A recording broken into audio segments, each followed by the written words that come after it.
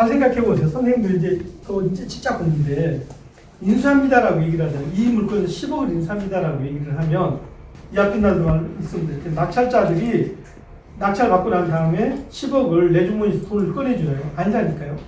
거기 조창민 씨 같은 경우가 천에 45만 원입니다라고 얘기를 하면 봐보세요. 내가 이걸 이 상태에서 낙찰 받았어. 얼마에? 이거 2억까지도 떨어져요. 저랑 얘기하셔도 좋아요. 만약에 선순위가 오피스 다운순위라면 입찰가격이 얼마 정도 가야 되냐면 한 11억까지 가야 되겠죠. 그렇죠? 그럼 11억에 취등록세만 해도 16,000원 되잖아요. 근데 봐봐, 얼마까지 떨어지냐면 2억까지 떨어진다니까요. 그럼 봐봐, 2억이면 취등록세 해봐야 1,000만 원. 그렇죠? 그럼 잘 생각해 보세요. 이 인수 금액은 어떻게 인수하냐면 들어온 세입자한테 받아서 내준다니까요. 가운데서 뭐만 두고 있습니다. 도장만 두고 있습니다. 다시 조창민 씨 같은 사람 낙찰받아서 세를 줍니다. 그러면 조창민 씨 하나만 내보내면 어떤 일이 벌어지냐면 1,000만 원 내주고 7천만 원 받는 거예요. 한번 제시했습니다. 인수가 많은 금액인데 월 임차 금액이 많은 다가구 주택을 낙찰을 받았을 때 인수했을 때 좋은 게 뭐냐면 봐봐. 조창민 같은 사람이 만약에 한 5-6명만 된다고 얘기를 하면 생각해 보세요. 지금 현재 여기는 안 가봐도 조창민 씨 이런 저기는 한 전세로 7-8천은 간다니까요. 뭐만 내주면 되냐면 전세보증 대학내인 전세보증 1,000만 원만 내주면 되잖아요. 배당을 하나도 못 받았다는 가정을 하면 대신 이제 조창민 씨는 소유금 받아요. 소유금 받는 거예요. 어쨌든 소유도 못 받는다고 얘들 그거 다 배당 뺏어서 가만히 있어 낙찰을 받겠지만 그랬었을 때 봐보세요. 조창민은 1,000만 원 주고 8천만 원 전세보증만 7천이 남는 거예요.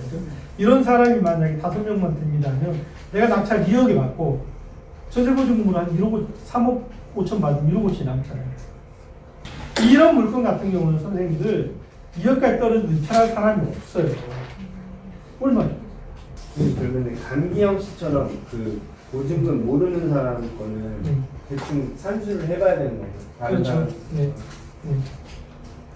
사실은 굉장히 무서운 놈. 알 수가 없어. 굉장히 조심하셔야 돼요.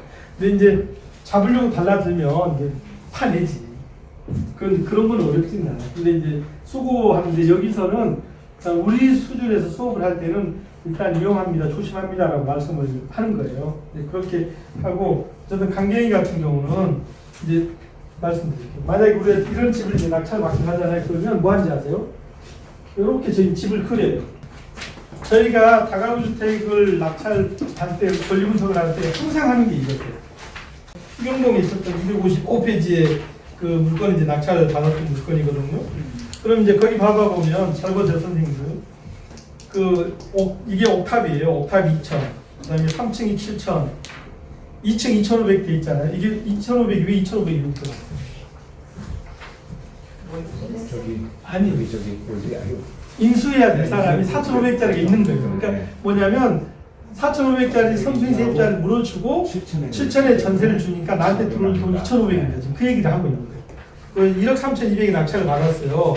그래서 이제 거기 이게 이제 이 당시에 뭐 한 거냐면 수익률 분석한 거예요. 수익 분석한 건데 보세요. 토탈 1억 3천 투입해서 잘 보세요. 인수할 4,500에 대해서는 이미 이제 빼버린 거예요. 본인이 아시겠죠. 그래서 이제 그 후수인 세입자들 이제 전세 세팅을 다시 하면 받을 돈이 빼보니까 1억 8천 정도 이제 갔잖아요. 그래서 뭐냐면 그러니까 20년 전에 1억 3천 투자해서 2억 3천 들어가서 전세로 다 빼고 나니 얼마나 빠졌다는 얘기냐면 5천 정도 남았습니다. 그 얘기. 다를 게 하나도 없어요. 지금도 가능하다는 거예요. 그게 무슨 말이냐면 집을 여기 이제 반지하라고 생각하고 이렇게 다가구 주택을 그려보세요. 그래서 사람을 막 집어넣어버려요. 그래서 거기 아까 말했던 강경희 같은 친구를 어디가 있나 무슨 말이냐면 강기영 씨하고 조창민 씨하고 전입자 같은 302도예요. 그분의 어쨌든 여기 어디에 이제 조모식이 있고 조씨 있으면 그럼 누군 강경희를 탈락시키는 거예요. 네, 전입 날짜 같은 걸 보니까 아마 부부인 것 같아요. 아니 그러니까 이제 호수는 아까 말씀드렸듯이 뭐 101호, 102호, 202호 이렇게 쭉 넣다 보면 이제 집이 꽉 들어차잖아요. 그러면 뭐 더 들어갈 수 있는 사람이 없다고 이렇게 보시면. 여러 문제 다시 말씀드리는데 우리 수업이 끝나더라도 선생님들 관심을 갖고 얼마에 낙찰이 되나 한번 봐봐 보세요. 보면 내기하셔도 좋으세요. 한 서너 번 더 떨어져서 최저 입찰 가격이 한 2억 원까지 갔어요. 굉장히 좋은 물건이에요. 그러니까 인수 금액이 많은 인수를 지렛대서 종잣돈 덜 들어간 다음에 인수 금액은 새로 들어온 사람들 전세 보증으로 채우고.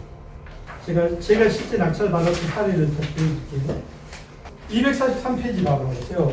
제가 이제 그 첫 번째 날 말씀드렸듯이 제가 선생님들 2001년이 어떤 시기냐면 DJ 정부 들어서 근무기 할 때, 여기 근무 한 달에 35만 원 하는데 내가 한 달에 4만 원 정도 할 때. 그때 이제 근무기를 어디서 바람 잡았냐면 KBS가 바람 잡고 금을 실제 주택은행 샀어요. 주택은행 앞에 쭉 줄 섰어요. 생각나시잖아요. 근무기 할 때. 그때 그 이자가 한 1순위 제1금융권 이자가 16, 17 이랬어요.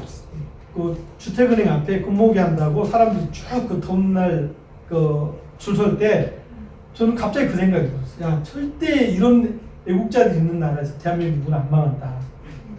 그때는 경매 시장이 어떤지 아세요? 물방 고기반이 아니라 제가 유명한 경매책에서 써놨는데 싹 고기였어.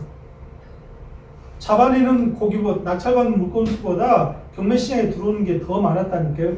2001년이면요 우리나라 부동산이 역사상으로 가장 바닥으로 갔을 거예요. 2002년 선생님들 생각해 보세요. 2002년에 무슨 일이 있었나요? 서울 월드컵 한다고 여러분들 빨간 띠 들고 오피슨 코리아 할 때 우리 같은 놈들 낙찰받아서 다녔다니까요. 그럼 생각해 보세요. 그때 경매 낙찰받은 사람들은 뭐 미친놈이거나 아니면 나름대로 확신이 있었거나 그랬어요. 그 경매가 그 바닥을 가고 있는데 시세 절반은 기본이었다니까요. 2억짜리가 1억 몇십만 원 낙찰되는 건 부지기수였다니까요. 그건 뭐 뉴스거리도 아니었어요. 선생님도 제 말이 뻥 같은 2002년에 이때 그 조건 걸어가지고 서울시내 아파트 봐봐보세요. 지금 25억 원 아파트가 4억이 낙찰됐어요. 243페이지를 보면 다른 사람 얘기가 아니라 22년 전에 망원동에 안 지어버린다니까 338, 63번.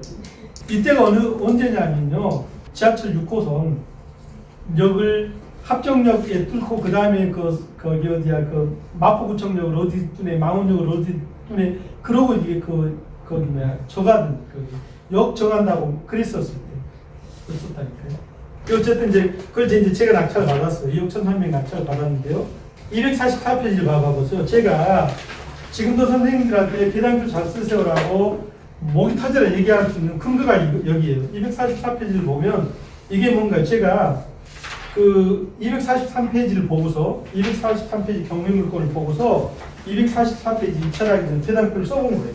그 경매 비용으로 400만 원, 당일세, 그 다음에 이제 김용희, 김옥군, 이종희, 나액 여기 보면 이제 2번 이렇게 쭉 되는 거 이거 뭐냐면 배당 순이잖아요. 무슨 배당했다? 소액 배당했다. 그 다음에 번호 3번 박혜성, 조성희 나중에 보여드릴게요. 이승길, 나액이까지가 순위 배당도 있고 나머지 1순위 채권자한테 한 900만 원 정도 가고 밑에 봐보세요.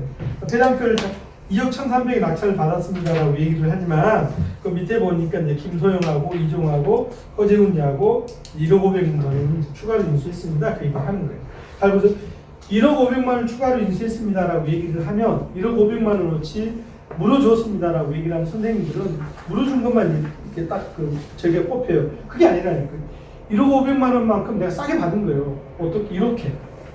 아까 그 휘경동 물건에서 보여드렸지만 1억 500만 원어치 싸게 인수를 합니다라고 얘기를 하면 이전 주인이 받은 전세보증금을 내가 인수할 때는 1억 500은 받았을 거 아니에요. 그게 보이셔야 돼요. 이 물건은 도시 SH공으로 팔았어요. 잘 팔았어요. 근데 갖고 있었으면 더 좋았죠. 이렇게 팔아먹은 집들이 굉장히 많아요. 근데 잘했다. 그러니까 뭘 잘했냐면 생각해 보세요. 부동산은 항상 꼭 그렇게 생각을 해보세요. 굉장한 용기가 필요해요. 부동산 경기가 안 좋을 때 사서 그것도 경매로 사서 부동산 경기가 좋을 때 파십니다. 그러니까 제가 17억 책에다 써놨지만 그러니까 매수자 우위 시장에 들어가서 매도자 우위 시장에서 이제 팔고 나옵니다. 지금 뭐 이렇게 부동산 경기 불경기 이건 아무것도 아니고 제 믿음이 있는 거예요. 금방 올라선다니까요. 저랑 얘기하시고 좋아요. 미국 연준이 금리 2번만 안 올리잖아요. 그럼 대한 부동산 또 한국 사람들이 얼마나 잘하냐면 금방 잊어버려요. 한국 사람 잊어버리는 선수. 안 그러면 아마 제정신을 못 살 것 같아요. 잊어버려요. 두고 어제 지금 막 바닥이라 그러잖아요. 내년 봄에 무슨 일 날지 모른다니까요. 딱 느낌이 있잖아요. 내년 4월에 총선 안 되잖아요. 그러면 이놈이든 저놈이든 가만둘 것 같으세요? 부동산 경기부터 살려야 되는 거예요. 그리고 만약에 10월달 가기 전에 한 번만 0.25 한 번만 내려가면 부동산 난리 납니다. 안 그럴 것 같으세요? 그럼 이제 우 박사님 정기가 안 맞으면 네가 책임진대. 안 지지. 내가 왜 져요? 중요한 게 뭐냐면 생각해 보세요. 2001년에 그 난리통에 금모기하고 이럴 때 부동산 경매시장에 간 사람이 있었다니까요. 저 우리 선생님 22년 전이면 나도 30대였어. 그렇잖아요. 그러니까 드리고 싶은 말씀이 뭐냐면 제가 전도 말씀 좀 길게 갈 생각을 하고 야무지게 달라드시고 공부 많이 하시면 다른 판을 보신다니까요. 돈 있냐? 없어요. 저희 집사람이 가장 궁금해하는 게 그거예요. 너는 맨날 돈 없다고 그러는데 언제 보면 뭐 한 20억짜리 응찰을 해요. 그럼 물어보지. 나한테 거짓말이야. 안 하지. 그러니까 그걸 모르는 거예요. 우리 집사람 마인드도 지금도 부동산은 투자하려면 그러니까 상당한 정도의 목돈이 있어야 된다고 생각을 해요. 그게 아니라니까요. 입찰보증금만 있으면 기어 들어가는 거예요. 한 번도 입찰보 낙찰 받았는데 잔금 납부 못 해가지고 입찰보증금 떼인 적은 없어요. 잘못 받아가지고 이제 이걸 잔금 납부하면 안 된다. 그렇게 해서 포기한 적은 있지만 잔금이 확보 안 돼가지고 입찰보증금 떼인 적은 없었다니까요. 속는셈 치고요. 진짜 한 3년만 먹는 거예요. 3년 금방 간다니까요. 금방. 22년 전 물건 지금도 보여주고 있잖아요. 근데 구조는 하나도 달라진 게 없다고. 그래서 이제 거기 보면 나중에 이제 벼랑촌을